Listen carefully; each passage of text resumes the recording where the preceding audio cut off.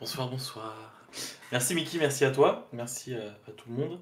Mickey, tu as des questions qui ont été épinglées. Alors, je sais pas si tu gères toute seule, mais il y a plusieurs questions, un certain nombre qui ont été épinglées. Oh. Bah, comme j'ai qu'un écran, du coup, je vois pas forcément.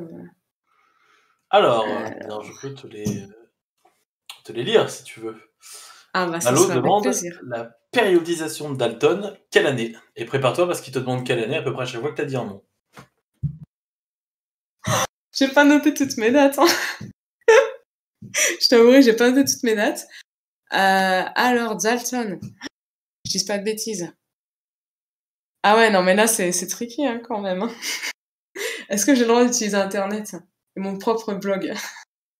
En même temps, c'est pas une interro, tu fais ce que tu veux, Mickey, enfin. Ça, j'aurais dit une période de façon large.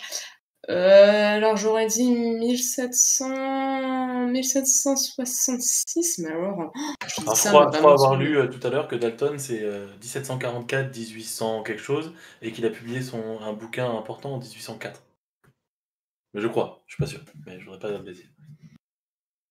parce que, bah, après, voilà, c'est ouais, bah, pas ouais, je suis en train de regarder, du coup, ouais, dans les années 1800.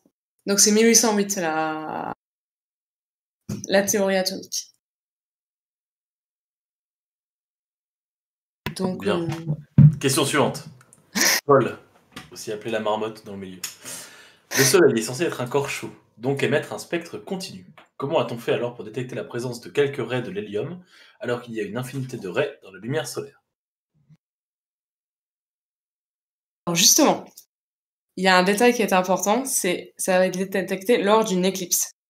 Et lors d'une éclipse, c'est pas tout à fait le soleil, mais on va dire que c'est la couche, donc c'est la protubérance, c'est les protubérances solaires qui vont. Et elle, pour le coup, c'est beaucoup plus simple de voir, donc l'hélium et l'hydrogène. Ouais, je sais que j'ai un accent belge, c'est terrible.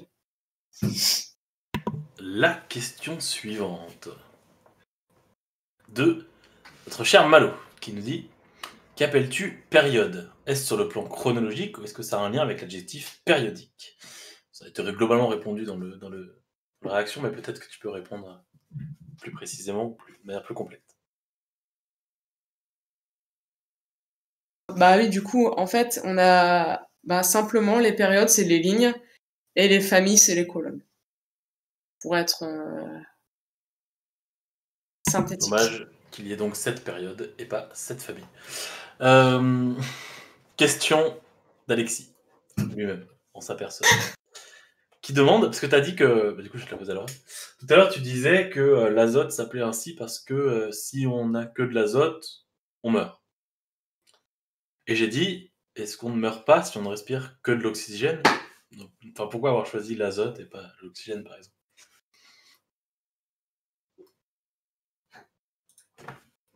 L'oxygène, tu vis pas. Sans azote, alors est-ce que s'il y avait un air saturé en oxygène, est-ce qu'on pourrait y respirer? C'est ça la question? La question c'est, est-ce que tu nous as dit, si jamais on ne respire que de l'azote, alors on meurt. Donc l'azote est considéré comme le Ouais. truc qui ne donne pas la vie, entre guillemets. La question c'est, est-ce que si on ne respire que de l'oxygène, alors on meurt aussi? Ou pas? Alors c'est une bonne question. Je suis pas sûre que vraiment si on ne respire que de l'oxygène, en fait, il faudrait imaginer que l'air, il y ait que de l'oxygène dedans. Est-ce qu'on a un biologiste, genre Lou, qui pourrait peut-être Ouais. tenter de nous répondre? Bonsoir. Bonsoir. En fait, il faut savoir que l'oxygène est important, enfin, il est obligatoire pour la vie.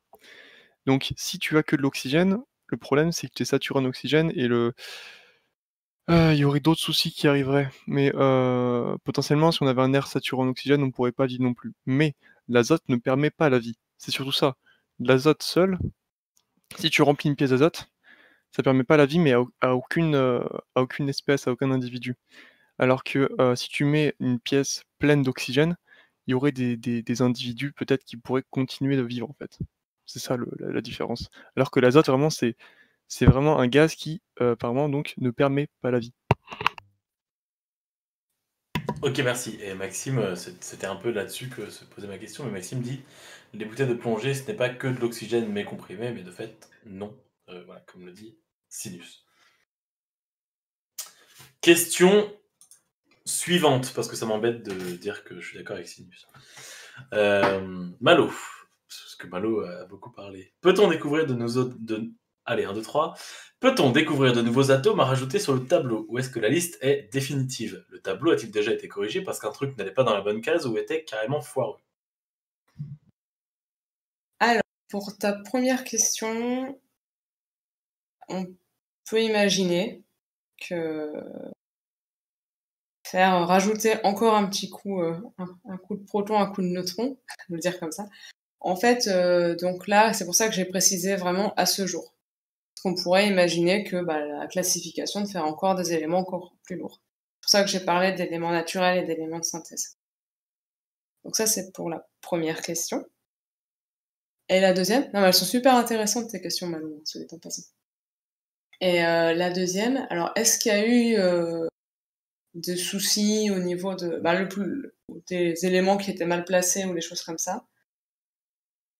En fait, l'avantage de la classification, c'est qu'elle arrivait quand même très, très tôt. Et vraiment le gros souci qu'on a eu, c'est au niveau des lanthanides et des actinides, où là, vraiment, on les a placés un petit peu, on savait pas trop où les placer, on les a placés un peu de manière délicate. Donc là, c'est quand même, en fait, c'est une classification qui est arrivée finalement assez tôt en chimie par rapport à la chimie. La chimie, c'est pas si vieux que ça, donc c'est pour ça aussi que je pense que les éléments, en fait, le génie de Mendeleïev, c'était quand même d'assez bien classer les choses dès le départ. C'est ça aussi qui explique qu'on n'a pas eu trop de soucis. La question suivante de Malo, qui demande quelle époque pour Brandt? Mickey, la réponse est 1630-1710. Ouais, j'aurais les années, tu vois, j'aurais dit un peu avant 1700, donc voilà. Mais je crois que Brandt, par contre, je l'avais écrit sur la diapositive. Malo, Donc ouais. question avec 3 points et en majuscule. Pourquoi le chlore énerve les chats? Il précise que quand il était enfant, le chat de ses parents agressait son bonnet de bain quand il revenait de la piscine. C'est de qui cette question? L'unique, le seul, Malo.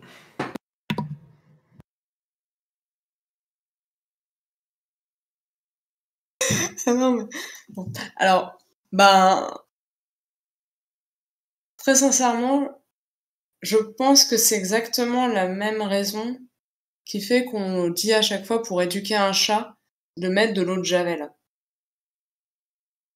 Mais alors après, exactement te dire pourquoi le chlore, ça pose souci au chat, j'en ai aucune idée, très sincèrement. Parce que je sais pas du tout, nous, je sais que pour nous, le chlore, voilà, c'est pas très agréable, mais je sais pas du tout les chats comment ils réagissent à ça de manière biologique. Peut-être Lou, ouais. Lou qui nous a quittés dans des conséquences dramatiques. Circonstances, pas conséquences. Je fatigue là. Lou, ouais, non, Lou n'est plus là pour nos réponses, donc c'est compliqué pour l'instant.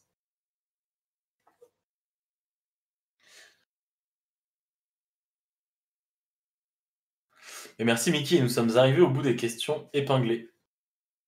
C'est intéressant ce que Sinus a pris Dans le retour de Lou.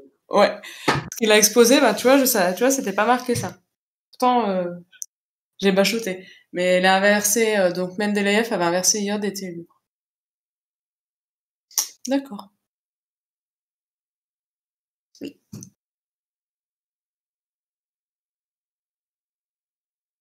Du coup, Lou, est-ce que tu aurais une réponse à formuler à cette question? Pourquoi les chats sont-ils sensibles au chlore?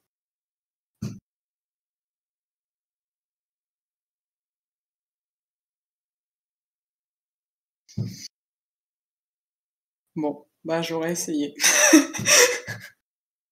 Mais je me renseignerai, Malo, sur la question.